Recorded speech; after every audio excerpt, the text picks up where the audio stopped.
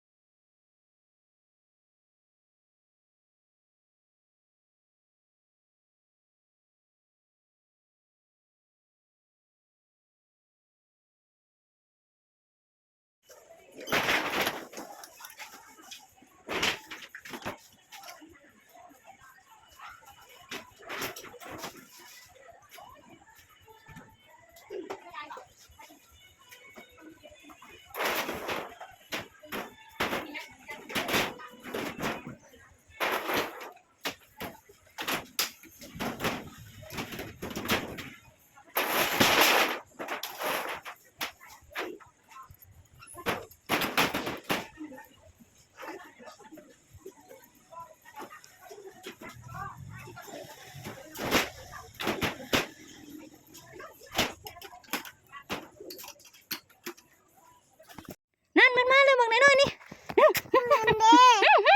นี่สบายดีปะลุงก่อนนี่ใส่ประตูดิสบายดีกูแลนมาเอาปืนบุไม่รับปืนก่อนลืม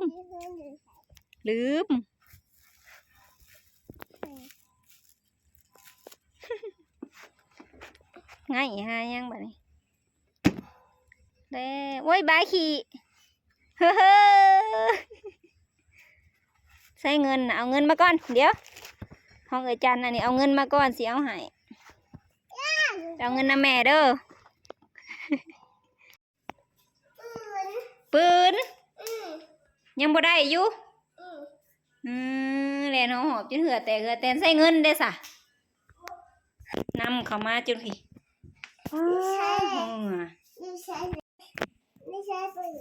มันอยู่ไซส์แหละดำสีทูเอาบ่เดี๋ยวนี่ ของใครว่าอย่าพาวเฮ็ดอะไรก่อนขอบใจแล้วว่ะว้าวนำขอบใจเด้อแล้วก็สิเว้าหยังอีก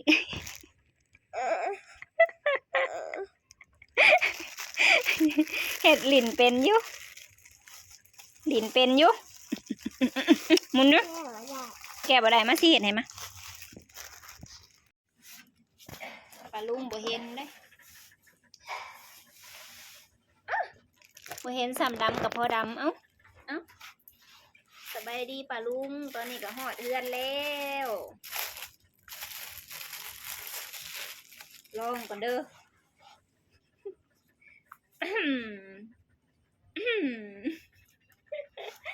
บางครั้งที่ใส่ไป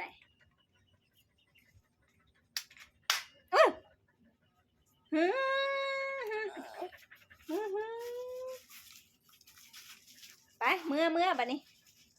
ประดำปะไปส่ง ได้ใช่ ฮะ ได้ใช่อันน่ะ เอียง มัน บ่มีไปบ่มีใช่มันย่อยแต่เฮิงไปเอาเครื่องไปส่งลูกค้าก่อนบรรยากาศเฮ้ย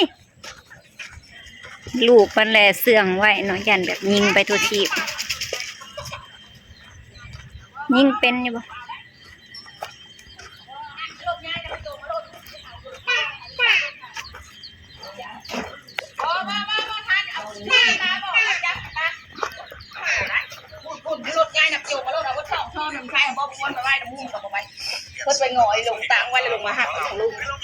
สบายดี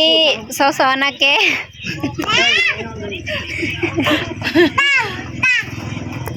ของเกิดจัน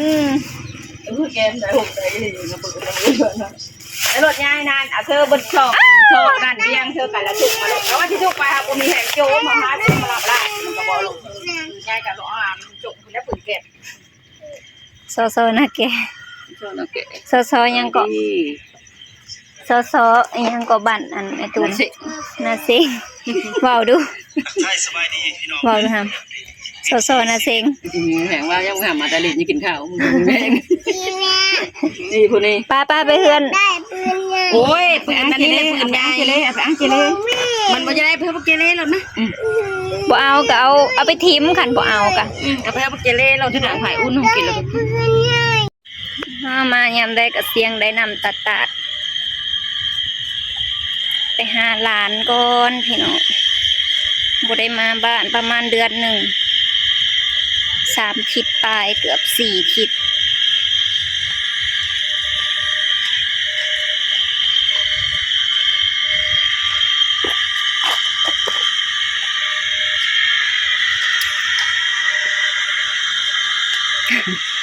นั่งขอกมอก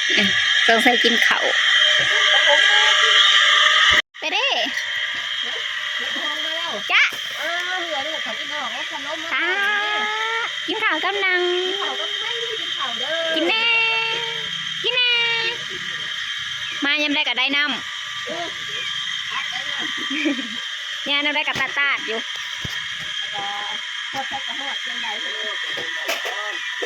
โค้งเนี่ยแทบเอาเงินมาจ่ายโค้งเด้อที่นี่นะแทบตรงใหญ่บอกขนมเป็นยังไงขนมของไทยแหละทั้งทานหิวไทยเลยจ้ะทำได้ยังได้ยังคงเอายังมา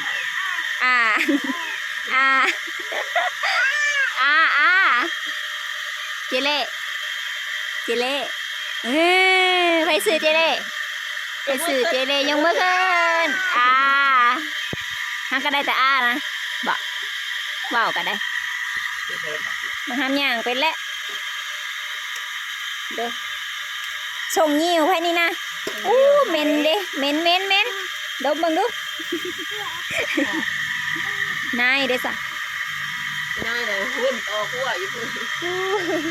ท่านมืดอะไรยังนั่นเลย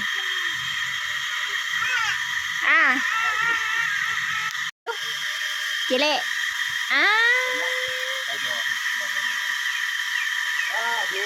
มาให้ป้ามาให้ป้ามา ก็คงเลยอ้าว กี่ที่แล้วบ่แม่นแล้วกิน หอยกระเป็นให้กระเป็นเหมือนกันนะว่าเอาให้แล้วก็ดีให้โดดผู้ได้ปืนได้เนี่ยมาอ้าง ว้ายโดนได้ปืนให้ดอกนี่นะแม่ หน้าบูดมายืดอยู่อยากได้ตัวใหญ่โอ้เสียงดังก็ได้แอด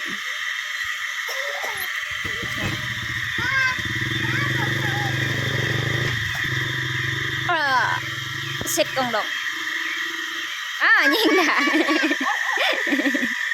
เฮ็ดอีหยังนั่นน่ะ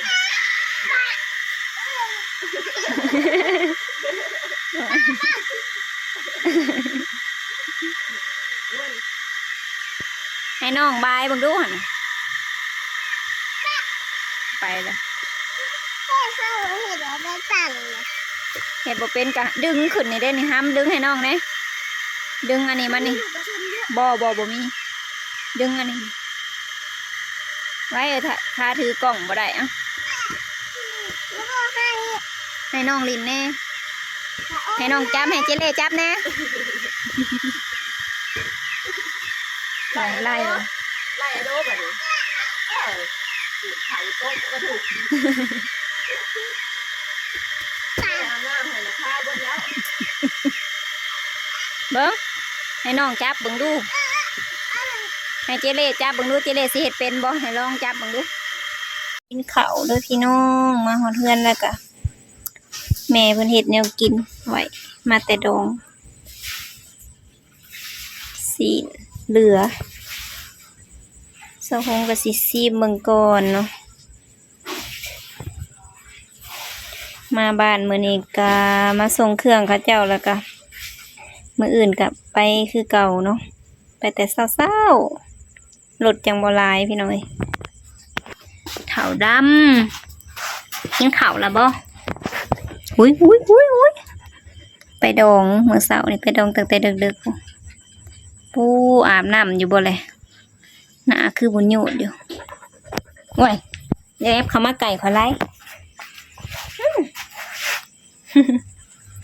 ผู้เจ้าไปใส่กระเล่นน้ำสบายดีปะลุงเบิ้งสำหรับคลิปนี้ก็ขอจบไปเพียงสนี้เด้อพี่น้องเด้อ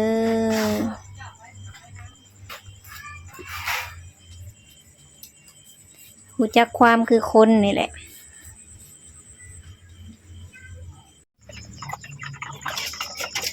มาพี่น้องสะอิ่วแม่มันได้สั่งนั่นสะอิ่ววายนั่นลูกเพิ่น เอาตัวไหน ลูกเท่าสะอิ่ว สีเหลือง น้องสะอิ่วอันนี้แม่เพิ่นนี่ เอาตัวนี้ ใส่อันตัวไหน อันนี้ นี่มันรีวิวมาตัวนี้บ่โอ้โห อันนี้เอาตัวนี้ จับสีถ่ายนี่จับ แล้วลุงเอามาหน่อยเด้อ ให้มาลุงเอามาหน่อยเด้อ เอาบ่ จับ เอาบ่บักดำนี่อายุบักด สะอิ่วมันห่วงลูกมาเอาเข้าไปำคนหนุ่ย ยุยบ่ เอาบ่ยุ เอาโอ้ยุยอัน เอา สี ตัวนี้เด้อ สีขาว3ตัวพุ่น เอาตัวนี้ถ้าเอาไปให้ มื่นตาแล้วลุง เงินแล้วลองเอาเขาอ่ะไหนมันดู เดี๋ยวเราทำมันโบเกตก่อนแล้วสิเอาบ่โบเกตอยู่ปักซอง บวกให้ตัวละ500 ตัวได้บักดูของหนู ถ้าตัวนี้ เอาตัวนี้สะอิ่ว ไม่เอามา ตัวนั้นได้แหละอันด่านะตาฮะ ตายทั้งแม่ เอ้า มันได้ลูกมาดูตัวดำ ลูกมันบอก ตัวดำกับงามตัวดำนะ เงินตาแล้วเงินแล้วมันกินข้าวแล้วโอ้ย เหี่ยวแล้ว โอ้ยมาทำว้า เหี่ยว ลากไปดู ป้าห้ามป้า อีเหรอบ่ นี่ไม่ได้พูดมาเป็นยังนอนแล้วง่ายมากมาเป็นยาวถามได้หมดที่สอง ตอนนี้มันเอามาใช่ เหี่ยวโดมันเหี่ยว ได้ หมุนนะ หน้าดำไม่ห้องต่างเฉยนะ ผู้ใดอยากได้มาเอาเด้อมาเลือกเอา ตัว500หันตัวผู เอาให้ซื่อ ดู ๆอิ่ว ดู อันนี้แม่เพิ่นออกไปหาหมอไหม ยังมีดัน มาป้าเอาลง